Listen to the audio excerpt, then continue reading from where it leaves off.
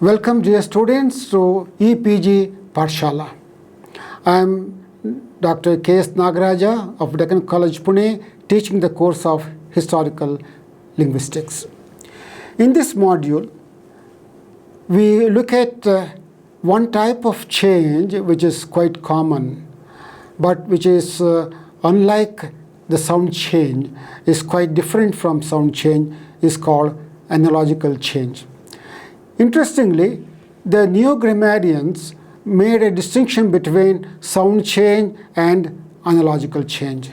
Sound change is something which is systematic, which is exceptionless, which is unobservable, whereas analogical change is all which is not analogical change. So they try to put it as more like a waste basket. What is not explainable under sound change should belong to analogical change. So analogical change is a very important plays an important role for neo-grammarians, for that matter, and also it's quite important for language as such, because a lot of changes can be accounted for by analogical change. So in this module, we look at the various types of analogical changes possible in human languages. Sound change, borrowing, and analogy have traditionally been considered the three most important or basic types of linguistic change. In spite of the importance of analogy, linguistics textbooks seem to struggle when it comes to the definition of analogy. Scholar Arlotto, recognizing the problem of offering an adequate definition, gives what he calls a purposely vague and general definition. Analogy is a process whereby one form of a language becomes more like another with which it is somehow associated. So though the Arlotto's definition is somewhat vague and inadequate, it shows that the analogical change involves a relation of similarity. It emphasizes on the fact that it involves a relation of similarity. That's a very important one.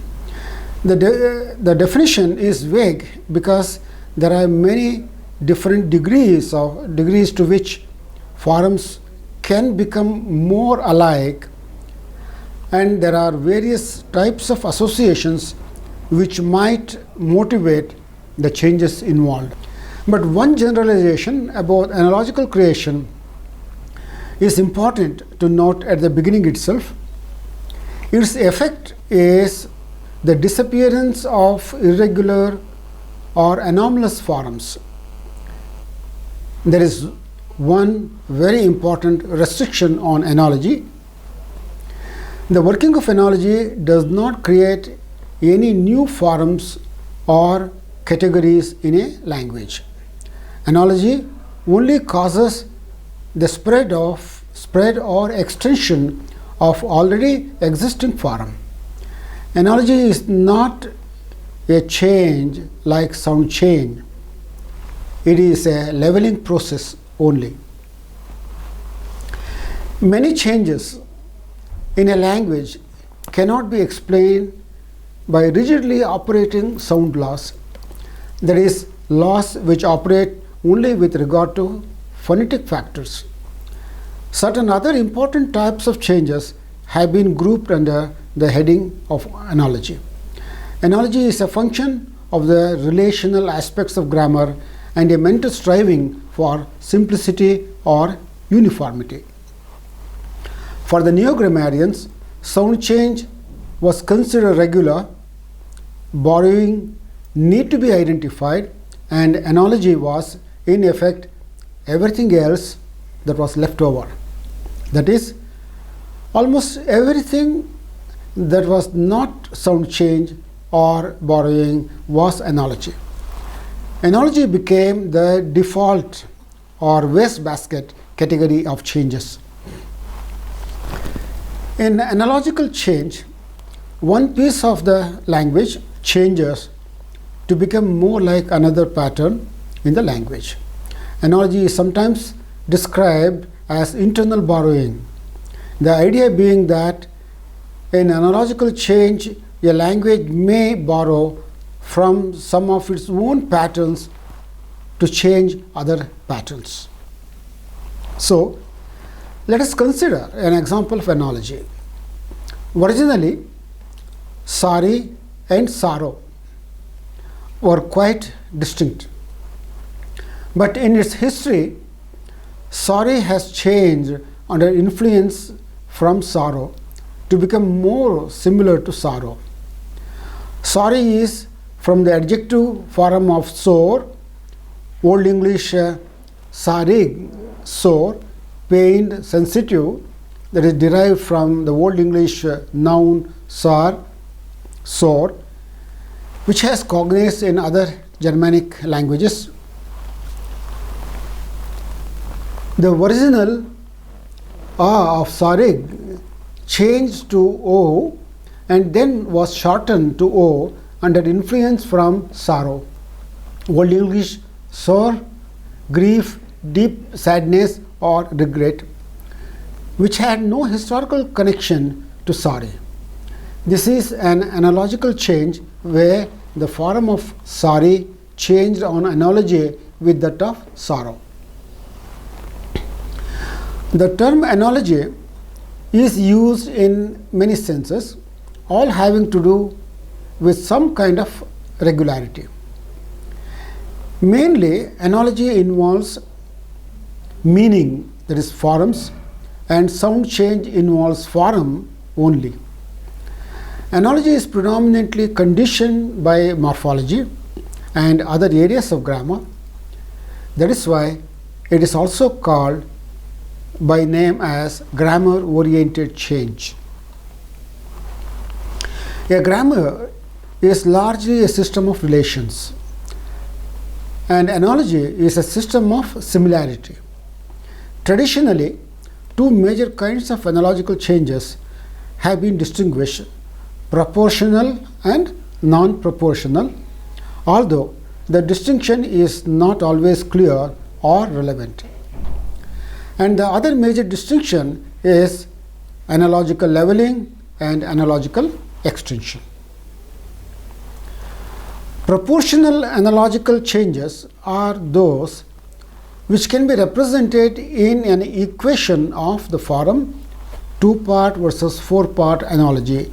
A to B is equals to C to X, where one solves X, that is A is to B as C is to what. The X will answer that what. For example, ride, rode, dive, what will be the fourth one, where in this instance X is solved with do. In this analogical change, the original past of dive was dived, but it changed to dove under analogy with a class of verbs which behave like drive, drove, ride, rode, write, wrote, strive, strove, and so on. The four-term analogy of the form A to B is as C to X is also sometimes presented in another form. For example, as A to B is same as C to X, etc. So stone, stones, hand, the fourth column to be filled. Similarly, pen, pens, book, books. The fourth slot gets filled by the productive form like hands, books, instead of handa and beach, respectively, of Middle English. Similarly, we can have a proportion like cactus, cacti, octopus. Greek plural was octopedes. Japan, Japanese, official, officiales comes into being. Land, landscape, sea, seascape. So two-part analogies are possible: moon, moonscape, citizen, denizen, etc. So a famous example comes from Otto Esperson's observation of a Danish child who was corrected for saying knock instead of nikkade, that is nodded, and immediately retorted sticker stock, nikker nok, thus showing on what analogy he had formed the new preterite.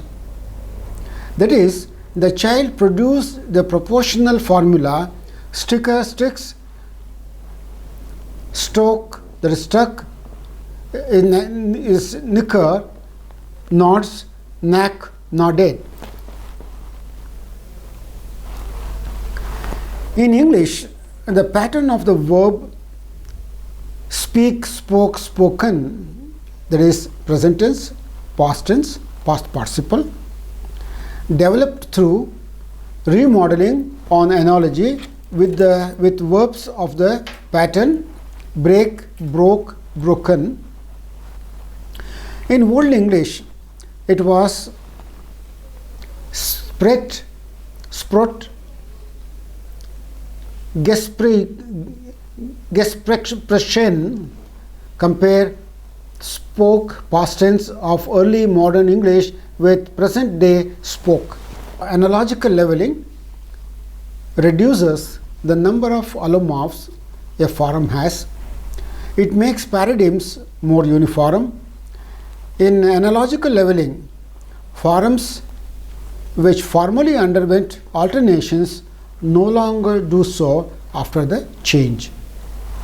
For instance, some English strong verbs have been leveled to the weak verb pattern, as for instance in dialects where throw, threw, thrown has become throw, throwed, throwed. So the strong verb structure has been weakened. So instead of three-part contrast, we have two-part contrast. Second, there are numerous cases throughout the history of English in which strong verbs with stem alternations, as in sing, sang, sung, or write, wrote, written, have been leveled to weak verbs with a single stem form and ed or is equivalent for past and past participle, as in boke, boked, boked, or live, lived, lived. In English, the former comparative and superlative forms of old have been leveled from the pattern old, elder, eldest to the non-alternating pattern old, older, oldest. Here, O has been fronted by umlaut due to the formal presence of front vowels in the second syllable of elder and eldest, but the effects of umlaut were leveled out, and now the words elder and eldest remain only in restricted contexts, not as the regular comparative and superlative of old. A case of leveling involving French is given here in this particular data. Is compared with, we have three-stage comparison: Latin, Old French, and Modern French. So, singular, plural. Similarly, we have another instance from Sanskrit, comparing with Sanskrit pre-Pali and Pali. So, here also we have singular, plural, contrast first person, second person, third person. Sanskrit inherited from Proto-Indo-European a morphophonic alternation between a full grade form us and a zero grade form s. Pali continues this alternation in the third person forms, but in the first and second persons, the full grade form us has become generalized through leveling. So now we move to analogical extension. Though in a way it is somewhat rarer compared to the earlier one, analogical leveling. It extends the already existing alternation of some pattern to new forms which did not formally undergo the alternation. An example of analogical extension is seen in the case mentioned above of dived being replaced by dove on analogy with the strong verb pattern, as in drive, drove, ride, rode, and so on, an extension of the alternating pattern of the strong verbs. Another instance where a form or an alternation is carried into a new environment, we have extension. For example, the morphemes ism and able were borrowed into English as parts of hundreds of loan words, humanism, usable, etc. These endings have been extended to native stems or roots as well, tokenism, thinkable, etc. Analogy in stems also possible. The clearest examples of analogy occur in the disappearance of stem alternation within a given paradigm. A paradigm is a set of different forms which a word may assume to indicate different functions or meanings within a particular sentence. So, declensions of nouns or the conjugations of verbs or paradigms. In simple analogy, in stems, one phoneme will replace another in a form in order to make it more like other forms in the same paradigm. So, analogy in affixes, which is much more common. So, here we have Old English singular plural and New English singular plural. As already indicated earlier, hand, handa, which has changed in New English to hands. Gear had a zero plural suffix, it has become ears. Eyes, stone, stones, all of them had different forms in Old English. So, in New English, there is the affixes have become common or general. Still, of course, a few irregular forms continue in the language, like sheep, sheep, ox, oxen, child, children, man, men, woman, women, etc. The relationship between analogy and sound change. The fundamental conflict between sound change and analogy was neatly summed up by a dictum often called Sturtevant's paradox. Sound change is regular but produces irregularity. Analogy is irregular but produces regularity. That is, a regular sound change can create alternations or variant allomorphs. For example, umlaut was a regular sound change in which back vowels were fronted due to the presence of a front vowel in a later syllable, as in brother plus n, brethren. As a result of this regular sound change, the root for brother came to have two variants, brother and bretre. Earlier English had many alternations of this sort. However, an irregular analogical change later created brothers as the plural form on analogy with the non-alternating singular plural pattern in such nouns as sister, sisters.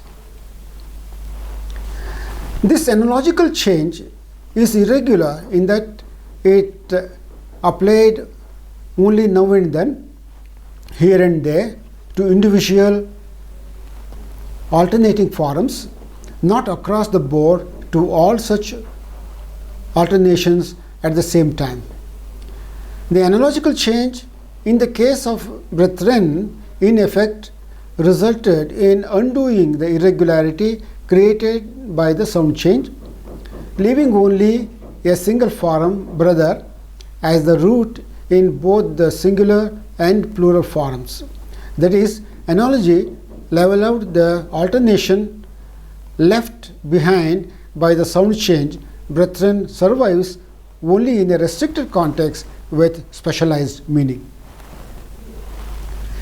An interesting but somewhat complicated example is the following. Here, Latin rhotacism and the interaction of analogy with sound change can be seen. The partial paradigm of nouns honor, arbor, tree, melior, better are given below.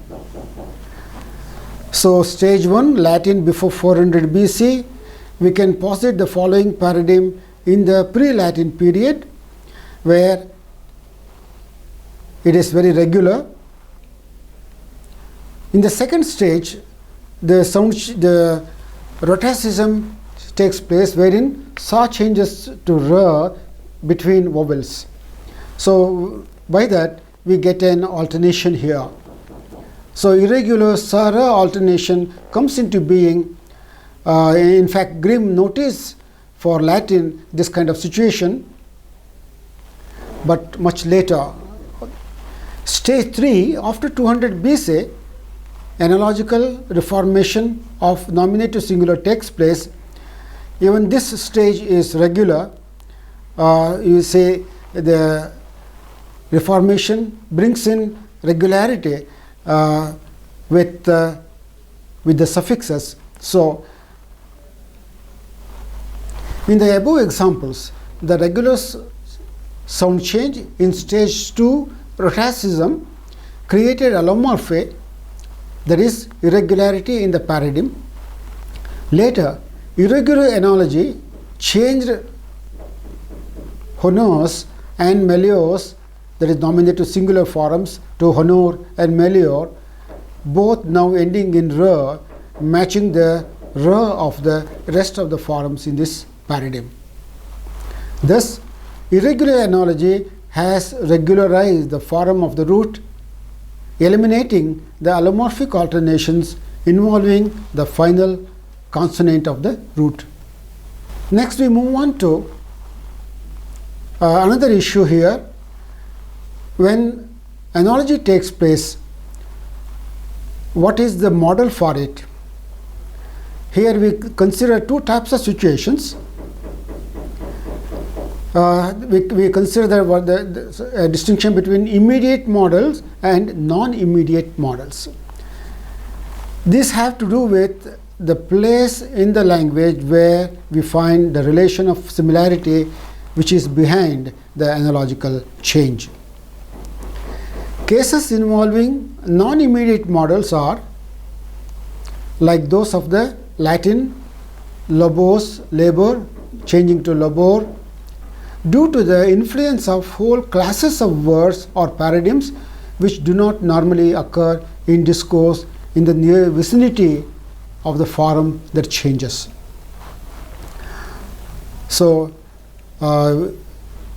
as opposite to that, an immediate model refers to a situation in which the relation of similarity upon which the analogical change is based is found in the same speech context as the thing that changes. This refers to instances where the thing that changes and the thing that influences it to change are immediately juxtaposed to one another or are located very near to each other in frequently repeated pieces of speech. Thus, analogical changes based on an immediate model are typically found in frequently recited routines such as sequences of basic numbers, days of the week, months of the year, or in phrases used so frequently they can almost be taken as a unit. For example, month names are frequently used together in sequence. As a result, for many English speakers, because of the immediate model of January, February has changed to February, becoming more like January. And many examples can be quoted for this type. Male, female versus male, female, for instance, is of the same type, where female was earlier female. However, in the immediate model of male and female frequently uttered together, the earlier female, the Middle English form changed to be more similar to male, so it became female. So we have many examples of this type, but we move on to the next one. Other kinds of analogy. One is hypercorrection. Hypercorrection is a process involving overdoing something which should not have been done just because a particular pattern is there. For instance, in Kannada, there is a clear distinction between presence and absence of ha in the initial position. Halu is milk, Halli is village, but the contrast is Alli is there without her, etc. But those who do not know the distinction, if they extend her to where her should not have been there, we see a case of hypercorrection. It is due to case of analogy. The second type is folk etymology, also known as popular etymology. This is characterized by the reinterpretation of words whose surface morphology has become synchronically opaque by means of words or morphemes that are more familiar. Is a very good example is from English hamburger. In fact, it is actually German Hamburg plus a person who is from Hamburg, a city. So similarly, we can think of Berliner, Wiener, etc. While hamburgers are not made of ham, speakers have folk etymologized hamburger as having something to do with ham, and English reanalysis gave rise to ham plus burger. So we have now burger, cheeseburger, chili burger, veg burger, etc. So this is folk etymology, nothing else. Third one is back formation. In back formation is also known as retrograde formation, a type of folk formation. A word is assumed to have a morphological composition which it did not originally have, usually a root plus affixes, so that when the affixes are removed, a new modified root is created. In fact, we have a case like in English cheese.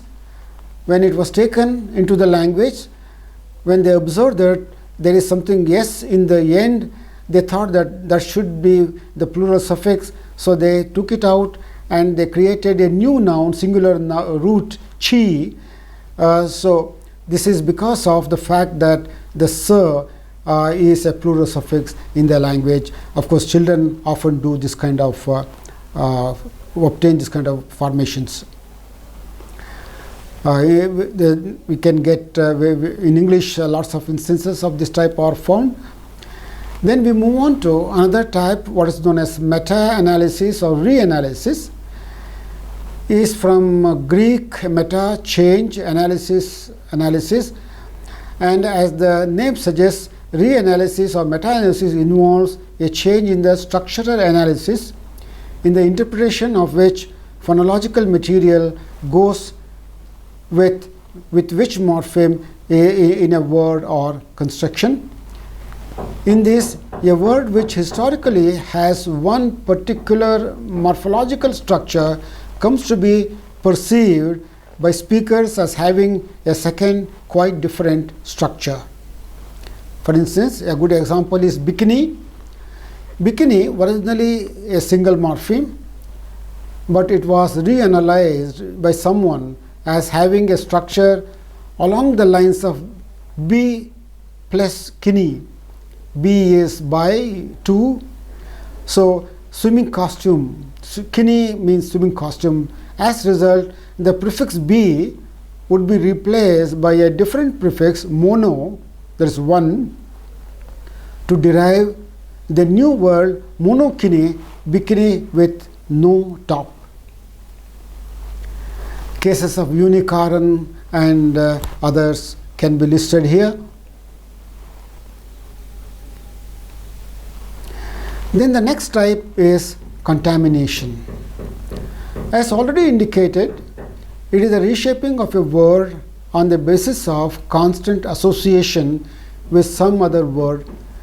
It occurs when two ideas or constructions come up in the mind of the speaker simultaneously or following each other so closely that the two get fused into one each containing the parts of both. Contamination is similar to blending in that it results from the interaction between semantically closely related forms. So we may have a construction like short-sleeved shirts made of seersucker changes to short-sleeved shirts made of sheer-sucker. Here the sound, the rhyming sound because of the contamination. As we said, blending, which is in a way a sort of contamination. Pieces of two or more different words are combined to create new words. Usually the words which contribute the pieces that go into the makeup of the new word are semantically related in some way, sometimes as synonyms for things which have the same or very similar meaning. Often cited examples include smog. Smog is smoke plus fog. Tigron, tiger plus lion. Brunch, breakfast plus lunch. Camelopard, camel plus leopard. Motel, mobile plus hotel, etc. are some examples. In fact, we can think of many more. Marathon, with marathon we have telethon, walkathon, etc. Watergate, Contragate, Coregate, Iron Gate, etc. You can see one pattern allows to obtain other things of the same type. But a very interesting case is Zulu and Nubian. Zulu and Nubian were two British cruisers. They both got damaged during the World War I. The undamaged halves of the two were taken out and put together, and a new vessel was created, and they called it as Zubian. So Zulu plus Nubian becomes Zubian. Contamination occurs frequently in antonyms, pairs of words with related but opposite meanings. It is also commonly encountered in numerals. So, analogy in word order, spread of a particular syntactic construction is possible. Normally, is case of simplification. In English, the Old English had adjective plus noun plus adjective, good man and clean and very noble, or good and clean and very noble man. In New English, only one type is allowed, adjective plus noun, good man, decent man, cheerful man, or good, decent, cheerful man. So always the head noun comes at the right end and all the adjectives come before it. A second example, in Old English the word order was yes, we, wo in only main clauses, but in subordinate clauses it was yes, wo, we. However, now the word order is only one type, that is the word order is yes, we, wo. The main characteristic of these analogical changes is that they are conditioned by non-phonological factors. They either increase or reduce the scope of morphophonemic alternations that have been introduced by earlier sound changes. Thus, the basis of analogical change or of sounds is a grammatical paradigm in which one or more morphophonic alternations occur. We may consider these changes of sounds as having the following three types of effects upon alternations. They may reduce the number of alternations by extending one of them at the expense of the rest. 2. They may extend the scope of an alternation by bringing in non-alternating forms into its scope. 3. They may remove an alternation by converting all alternating items into non-alternating ones. These analogical changes are actually changes of grammatical paradigms. They are motivated by the necessity to simplify the paradigms by reducing the complexity that has been introduced into them by earlier sound changes.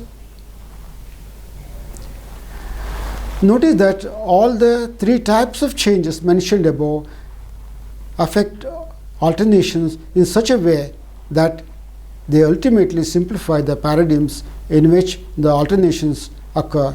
So that is the nature of analogy and analogical change. To summarize then, we have looked at various types of analogical changes possible in human languages. Obviously, the basic types are either analogical leveling or analogical extension.